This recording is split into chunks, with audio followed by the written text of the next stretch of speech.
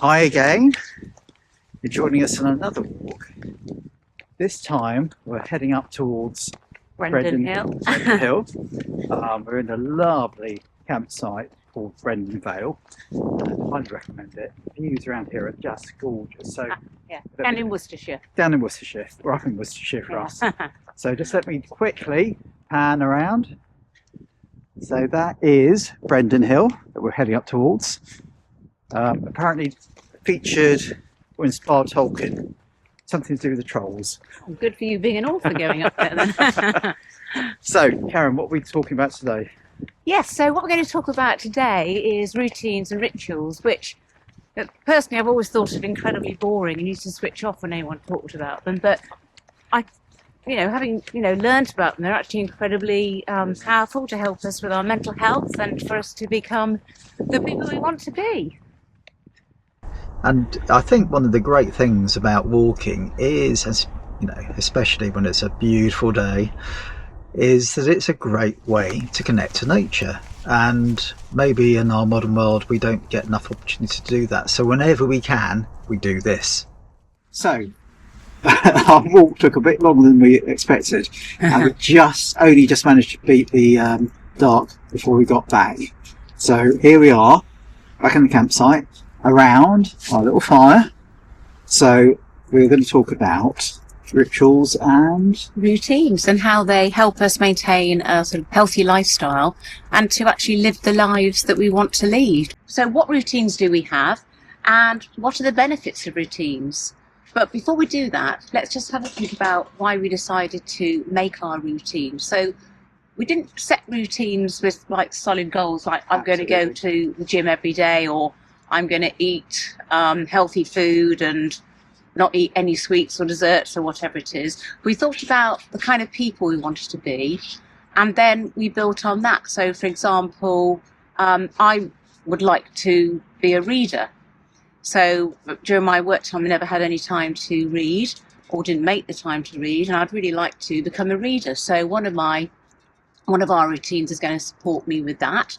Also, I'd like to maintain my fitness and get even fitter during this stage in life. So our routines and rituals help us do that. Also for us, it was very important that we built on our relationship. We want to develop our closeness. So one of our rituals again and routines helps us do that. I think it's just worth sort of saying why routines and rituals are actually important.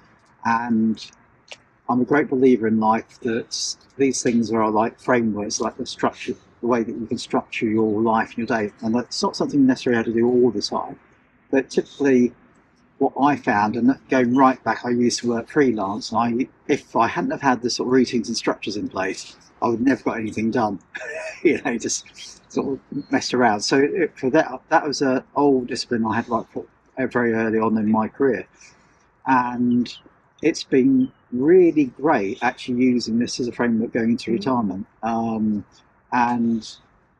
there's certain things that we've done really right from the get-go of our relationship, which is actually quite magical when we sort of step back and look at what we actually do. And one of those things is if we just sort of draw out a few key things we do during our typical day. But the first thing we do early in the morning is that we have a little snug. And we did this when. And a snug is a room. A snug is a room. So it's a small little room in our house that could be made into a bedroom, but we thought we'll make it got sofa bed in there. So we can make it into a spare bedroom if you want, but also it's a place for us to sit. There's a nice comfy sofa. Yeah, absolutely. And it's quite a magical place. But what we did, and this is including when Karen was a teacher, is before our sort of days got going, cup of tea, get into that room and just have a chat before the day got going. And it sounds really minor, but it's really lovely because it meant that we weren't just hurtling into the day. We had just had time together, and we've carried this on straight into retirement. That's one of our and I think that routine supported me through challenging times. So for example, when I was very stressed at work at one point, that would really sort of centre me and ground me for the day. It set me up for the day to cope with the challenges in a really positive way. And I think if I'd had more of a chaotic lifestyle, then I probably wouldn't have coped with the stress at that particular time at work as well as I did. So that was definitely a very positive start for me, and still is. Yeah. So that sort of sets up for the day, and then there's we both sort of have gym time and all the rest of it. Because obviously fitness is a very, very important thing when you're getting to your sort of third age. But one of the other nice things we do is, remind me, around lunchtime. What we do? Oh no, in the evening. In the evening, we go for a walk, and we've done that forever. So. And when I say walk, not long walk, it's simply, sometimes it's literally walking around the block. But as soon as Karen used to get back from school, it was pretty much the first thing we did. It was a transition from work to a more sort of relaxed evening. And even though now we're not working, or I'm not working, it's still a really nice transition from doing all the things that, a lot of the things that I love during the day and some chores, but it's a lovely transition into a more relaxed evening. Yeah, and then so we've got that, and that's fabulous. It sounds really silly, but it actually makes real difference to our lives. And then the other thing we'd probably like to share with you is what I've recently called our golden hour. And what's golden hour? Well, it's actually, I borrowed it from cinema, from filmmaking particularly, because it's what they call that magical points at the end of the day at sunset. There's a lovely golden light, and it makes everything when you film it look magical. So we have this hour after a walk. We get back, have a cup of tea, a lot of cups of tea in our special times. And what we do is we read or do something creative, but we try not to do screen time as such, so social media or anything like that. It's time to just be a bit more reflective, gives you that time to read. Yeah, it's basically, that routine enables me to be the reader that I want to be. And I think that's a really important thing. It's like the gym time, because I've got time, I know I go to the gym, although I might not be motivated to go there. I know I want to be fit, I want to be healthy, and it gets me there. And afterwards I get the motivation. Oh, that's fantastic, I did that, it was brilliant. But if I didn't have the routine to go at a certain time, and I always go after we've had our sort of snug time before breakfast, I'm sure I wouldn't get there, because it's not necessarily always the easiest thing to do. So I mean, it'd be very interesting to hear what sort of frameworks you have in your life to do, that support, what you want to do with your lives. So it'd be really great to hear that in the comments. If you got any sort of tips for us, anything you think that you do is really great.